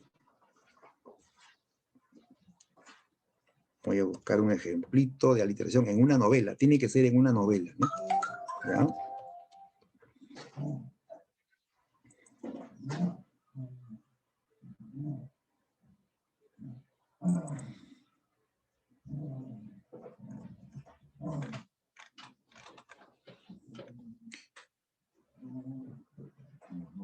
Ya, a ver. Ejemplo de aliteración en la novela hispanoamericana. A ver, tenemos este texto de la novela El Señor Presidente, ¿ya? La novela El Señor Presidente. Comienza con este fragmento, ¿ya? Dice, alumbra, lumbre de alumbre, luzbel de piedra lumbre, como zumbido de oídos persistía el rumor de las campanas a la oración. Mal doble estar de la luz en la sombra, de la sombra en la luz. Alumbra, alumbra de alumbre sobre la podredumbre. Luzbel de piedra lumbre, alumbre, alumbre, lumbre de alumbre, alumbra, alumbra, lumbre de alumbre. Ya, este jueguito de palabras, si se dan cuenta, tiene sonidos repetitivos. ¿Te has dado cuenta que se repite la M? ¿No? Acá la M, la L también. Se repite la U insistentemente. A eso se llama aliteración. No tiene un sentido definido. Cuando le preguntaron al autor, señor, ¿por qué comenzó su libro con estas frases que no tienen sentido? Ah, es que esta historia a mí me da miedo de contarla, ¿no? Es la historia de una dictadura, donde ocurrieron cosas horribles pues, en un país, ¿no? En Centroamérica, ¿no? O sea, esto le crea una atmósfera así, pues, tétrica. Esto es como un canto ritual, ¿no? Porque van a hablar de un hombre perverso, un tirano, un demonio, ¿no? Que gobernará un país, ¿no? Entonces, crea esa atmósfera, ¿no? De terror, de miedo, pero con palabras pues donde se repiten los sonidos. Eso es aliteración, repetición insistente de sonidos, ¿no? Entonces está jugando con el lenguaje también, ¿cierto? Y así, otro caso son el uso del collage de diálogos, como hace Vargas Llosa. Cuando tú lees, por ejemplo, Conversación en la Catedral, lees un diálogo, el diálogo de los protagonistas, y en ese diálogo se incluye otro diálogo. Y ese diálogo jala el diálogo de otros dos más. O sea, estás leyendo una mezcla de diálogos de diferentes personas en diferentes lugares y en diferentes tiempos. Eso es alucinante. Eso es un mareo, pues, que si no estás atento, te pierdes, ¿no? No es fácil leer a Vargas Llosa, entonces, ¿no? Entonces, él usa collage de diálogos. Eso también es un ejemplo de innovación del lenguaje, ¿no? ¿Ya?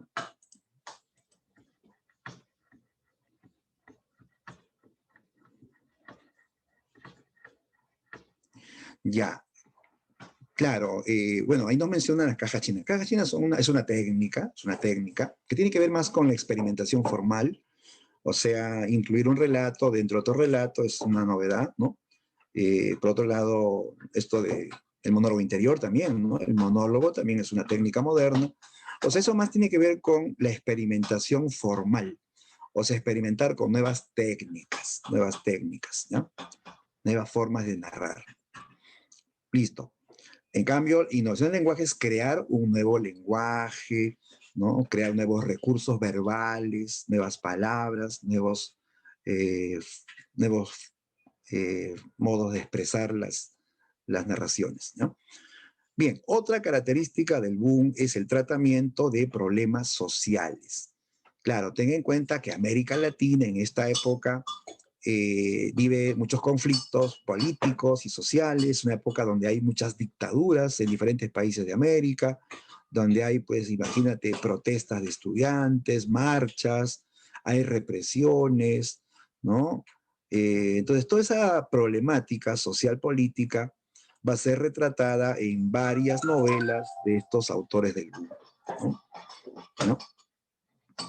Y no necesariamente en las novelas que te he mencionado, sino que cada autor pues tiene un montón de libros, ¿no? Entonces, en diferentes libros de estos autores se van a enfocar estos problemas sociales y políticos de América Latina. Ya. Y finalmente viene el punto que muchos de repente estaban esperando, ¿no? Diferenciar lo real maravilloso de realismo mágico, ¿ya? Mira, tienen relación, pero no son lo mismo. ¿no? De repente has buscado en internet, has googleado en YouTube y te han dado diferentes puntos de vista, ¿no?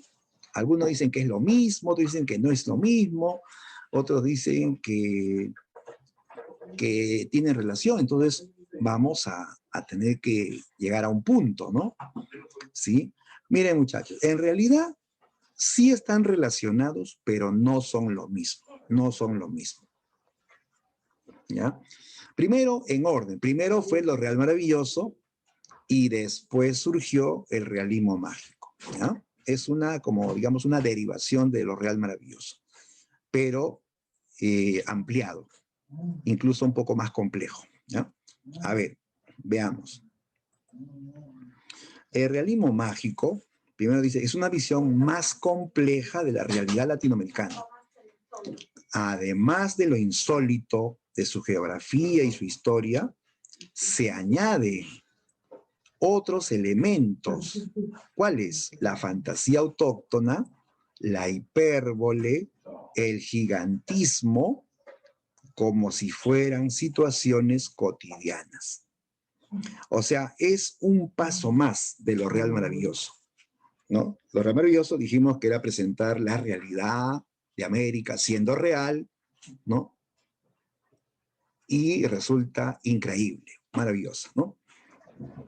Por su historia, por su geografía, por los hechos insólitos, ¿no? Ya, a eso se añade ahora sí la fantasía, pero una fantasía ligada a la cultura latinoamericana, ligada a las creencias de América.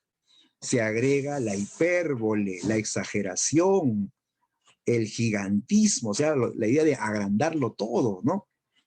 De tal modo que todos esos hechos extraordinarios ahora se van a presentar como si fuesen cotidianos, cotidianos, ¿ya? O sea, lo fantástico ahora es natural, es cotidiano, es ordinario, nadie se asusta, nadie se sorprende, ¿no? ¿Ya? Entonces, la diferencia. En lo real maravilloso, la realidad se parte de algo real, pero que va a sorprender.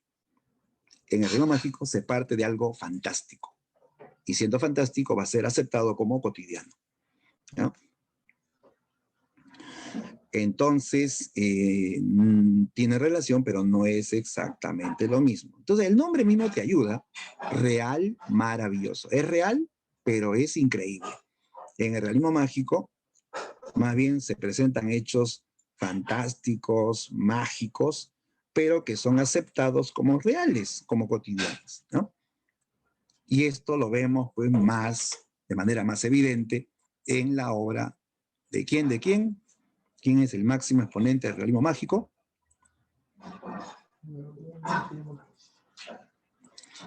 Nuestro amigo el Gabo, ¿sí? Gabriel García Márquez, ¿no? Claro, Cien años de soledad es un modelo, un arquetipo de novela de realismo mágico, ¿no? Donde lo fantástico, donde lo sorprendente se hace cotidiano, ¿no? Listo. Bien, entonces hemos hecho, chicos, la previa a lo que será la próxima clase del estudio más, digamos, profundo de la obra de Vargas Llosa, ¿no? Bien, vamos ahora, chicos, a resolver la práctica, ¿ya? A ver, todos busquen su material. Estamos en la dirigida 11, ¿sí? La dirigida 11. Un ratito, voy a ubicar el material.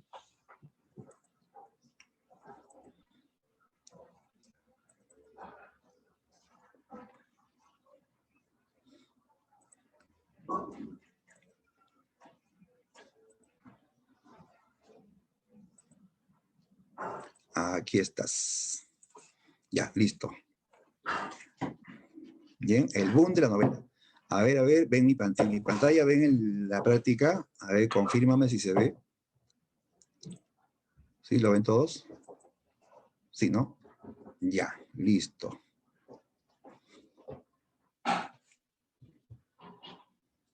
Ya, vamos a resolver, ¿ya? Chispas, a ver, avancemos que el tiempo vuela. A ver, comenzamos rápidamente, ¿ah? Espero sus claves, ¿ah? Dice, 1, el boom representó el apogeo de la nueva narrativa hispanoamericana en la década del 60 hasta mediados del 70. Esto se evidenció por... ¿Cómo se puede evidenciar que esto fue un éxito, un apogeo, ¿no? Un apogeo. ¿Cómo se notó eso, chicos? ¿Cómo se verifica eso? Muy bien, correcto, Kevin, correcto, Carlita, Bill, Angelo. La clave es la D. Esto se nota por el gran éxito editorial y comercial, ¿no?, que se vio a nivel internacional, ¿no? O sea, en el mundo leían a Vargas Llosa, García Márquez, Cortázar, Fuentes y otros latinos, ¿no? Perfecto, clave D. ¿Ya? 1, dedo. 2. Dice, la consolidación de la nueva narrativa significó la asimilación creativa de las novedades de la vanguardia europea y norteamericana. Señale cuál de las siguientes no corresponde a estos avances heredados. Ya, cuidado con la premisa, dice, la consolidación de la nueva narrativa significó la asimilación creativa de novedades de la vanguardia europea y norteamericana. ¿Ya? Ojo esa referencia. ¿Cuál de las siguientes no corresponde a estos avances heredados? O sea, de la vanguardia europea y norteamericana. ¿Cuál no viene de la vanguardia europea y norteamericana? A ver, espero su clave, chicos.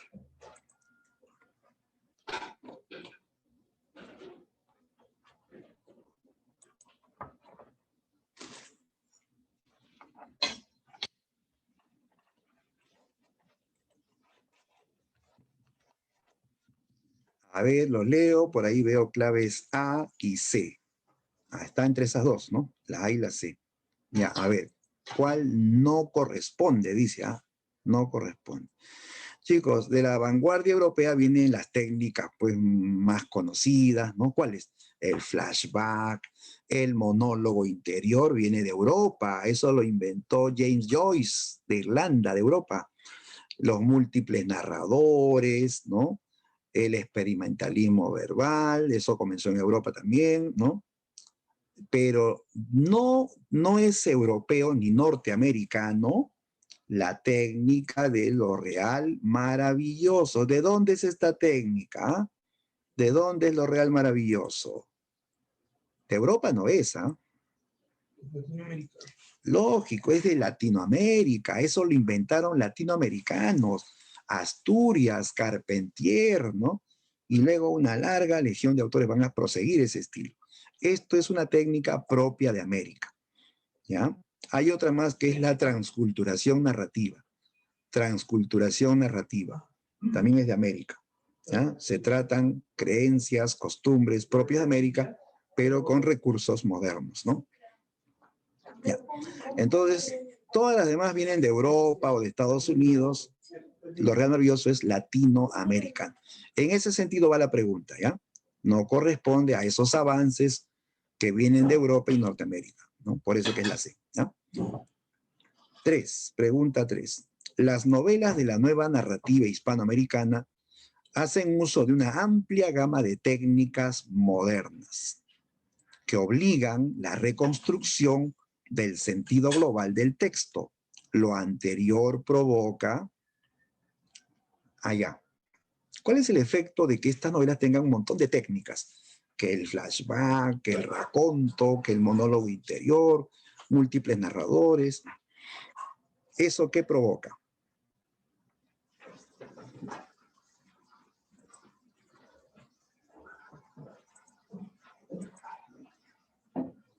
A ver, lo leo. A ver, me indicas la D. Claro que... No, no es la D, no es la D, no es la D. Dice que obliga la reconstrucción del sentido global del texto. ¿Eso provoca ruptura de orden cronológico? No, pues el autor hace eso. El autor hace que se altere el orden, ¿no? Que haya varios narradores, que haya monólogos.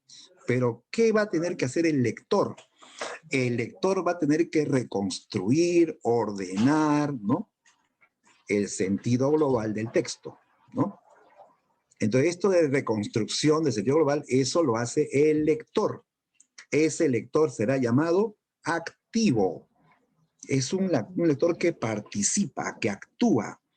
No es como el lector del siglo XIX que solo lee, es un lector pasivo, ¿no? En cambio, el lector de este tipo de novelas tiene que participar reconstruyendo, ordenando, ¿no? Diferenciando el monólogo de la narración general, ¿no? El efecto es la participación activa del lector en la obra, ¿ya? Claro, no participa en la historia, sino en la reconstrucción, en la interpretación de lo que está leyendo, ¿ya? Esa es la clave C de cerebro, ¿no? Ya, sigo, pregunta 4. El empleo de varias voces narrativas para relatar un suceso en una misma novela corresponde a varias voces narrativas. O sea, varios te van a contar la historia de esa novela. ¿Cómo se llama eso?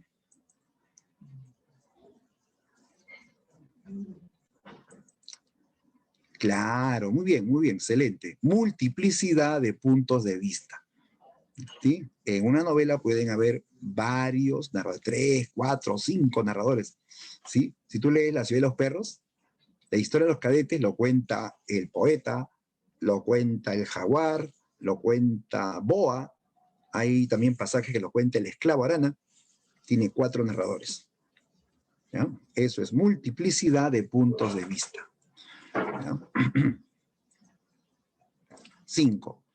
¿Cómo se denomina aquella característica de la novela latinoamericana que presenta una visión más compleja de la realidad al incorporar elementos míticos o insólitos, increíbles de la realidad latinoamericana?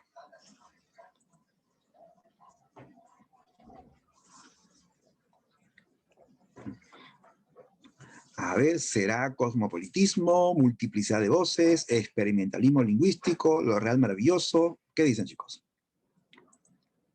Dice que tiene que ver con los mitos y las creencias también, ¿no? Claro, es lo real maravilloso, ¿no? Se incorporan elementos míticos o increíbles de la realidad latinoamericana, ¿no? Lo real maravilloso, ¿no?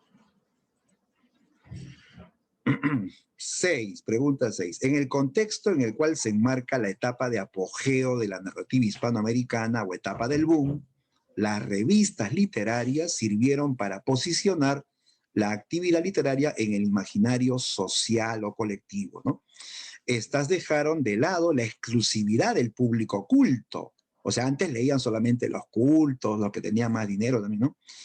Y se dirigieron a un masivo público urbano en las capitales latinoamericanas. Una consecuencia de esto fue que, ¿ya qué va a provocar que aparezcan estas revistas, ¿no? Estas revistas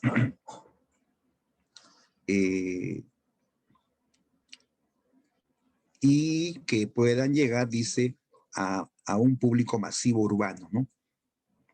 A ver, a ver.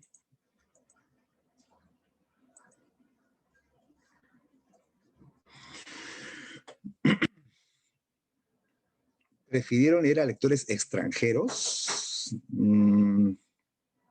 Difícil, ¿ah? Porque un autor extranjero, ¿no? Te escribe en alemán, inglés y con la justa pues se hablaba español, ¿no? Tenías que saber idiomas en todo caso, o conseguirte el libro traducido, que era bien difícil, ¿eh? Bien difícil.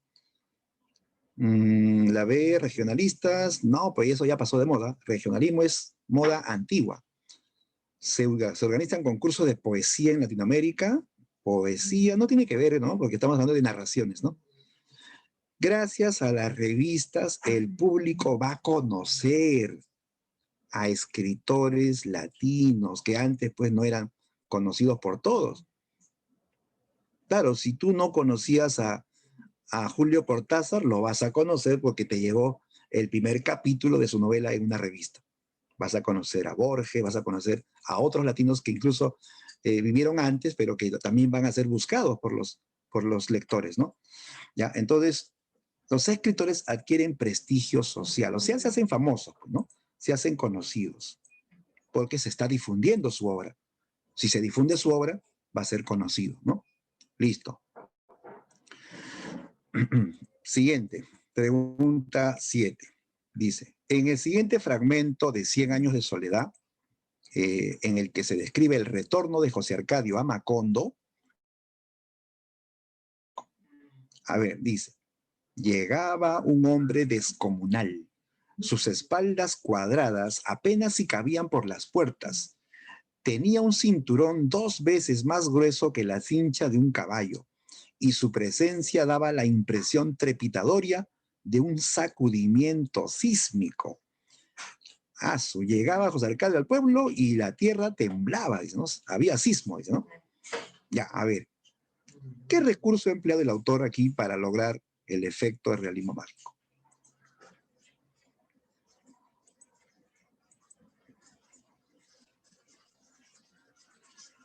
Clave.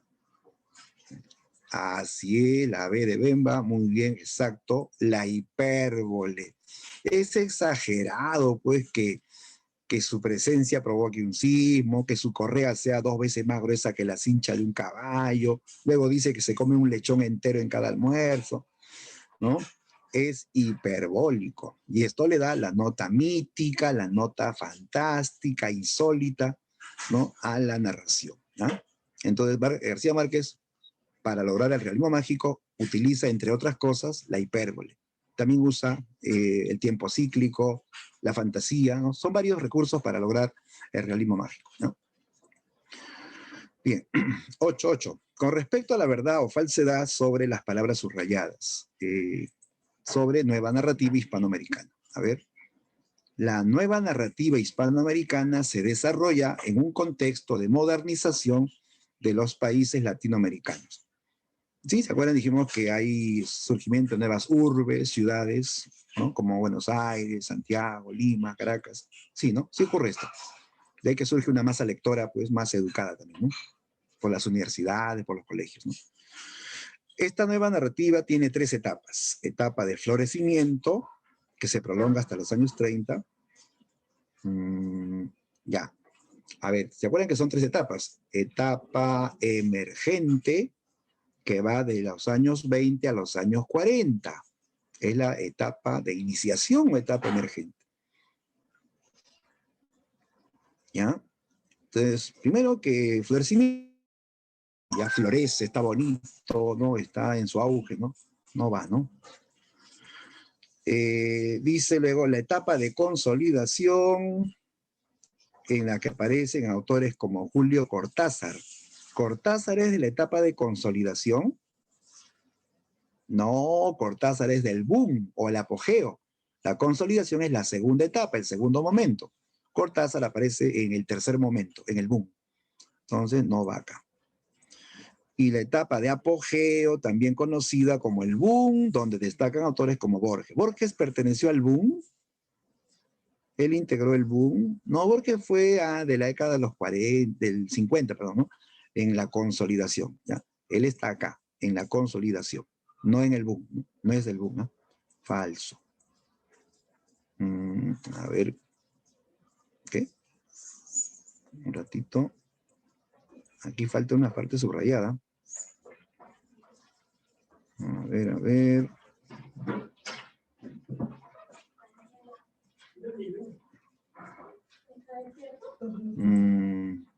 Creo que aquí va consolidación, ¿eh? Me parece que es así, ¿no? Si es así...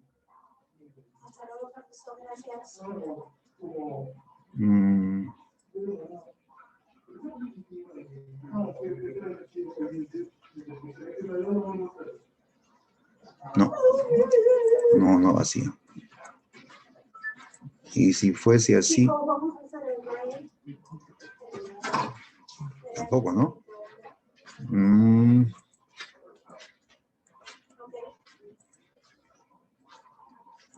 Ya, a ver. ¿Verdadero o falso? Teniendo en cuenta eso,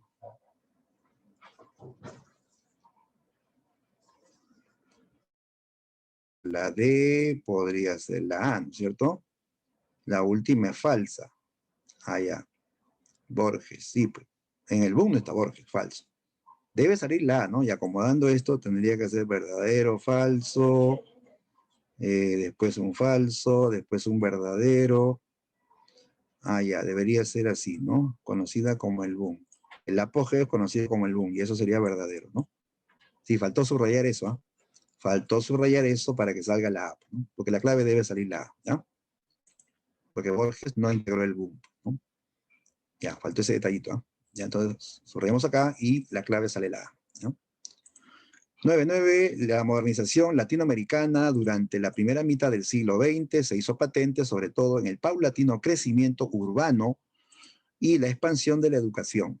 Esto último, lo que se tornó en un factor importante en el éxito de la nueva narrativa hispanoamericana. Habla del crecimiento urbano y la expansión de la educación. Esto último, ya, a ver, ¿qué va a provocar el crecimiento urbano y la expansión de la educación?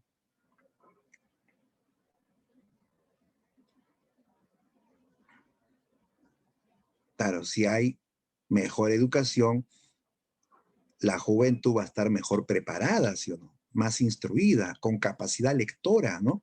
Claro, entonces la respuesta es la A.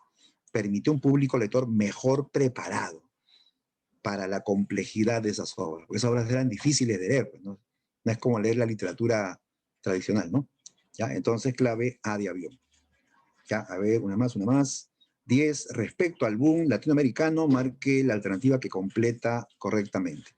Las traducciones permiten que las obras latinoamericanas, yo creo que esto está más directo, ¿no? A ver, las traducciones. Cuidado con las claves distractoras. Algunos de repente han marcado la C o o la A. ¿Será la A, chicos? ¿Para qué voy a traducir si me van a leer los hispanohablantes? No, pues se supone que se hace traducción para que me lean lectores de otros idiomas, que hablan inglés, que hablan francés, u otra lengua, ¿no? Ya, entonces, finalmente la clave debe ser, claro, la B, ¿no? Para que estas obras sean conocidas en el ambiente europeo y anglosajón, ¿no? Eso sí es coherente, ¿no? Porque si no, ¿para qué traduzco si no me van a leer solamente público español o hispanohablante, ¿no? ¿Listo? Ya. Muy bien. Esa es la clave, chicos. A eso ya nos pasamos de la hora. Eh, ya, voy a publicar, chicos, las claves, ¿no? Siempre tengan en cuenta venir leyendo las preguntas, ¿no? Y yo les confirmo las claves, ¿ya? ¿Ya? Entonces, en el internet voy a colgar las claves que faltan, todas las claves en resumen de la práctica, ¿ya? Sí, porque ya tengo que entrar a otra clase, chicos. Me voy no porque quiero, sino porque debo entrar a otro salón, ¿ya? A ver, una última respuesta. El realismo mágico también se llama Real Maravilloso. Ya, como les decía, están relacionados. Primero fue Real Maravilloso y el realismo mágico complementa algo más. Real Maravilloso es realidad que se muestra como increíble, y a eso se suma ahora fantasía, hipérbole, gigantismo, pero que se aceptará como natural. ¿Ya? Va a complementar al primer concepto. ¿Ya? Entonces, digamos que el realismo mágico es ya más completo, ¿no? Abarca algo más, una añadidura que es la fantasía como cotidiano, ¿ya? Listo. Bien, amigos, ahora sí me despido de todos hasta la próxima semana. Chao, chao, cuídense mucho, nos vemos. Hasta luego, mis Miriam.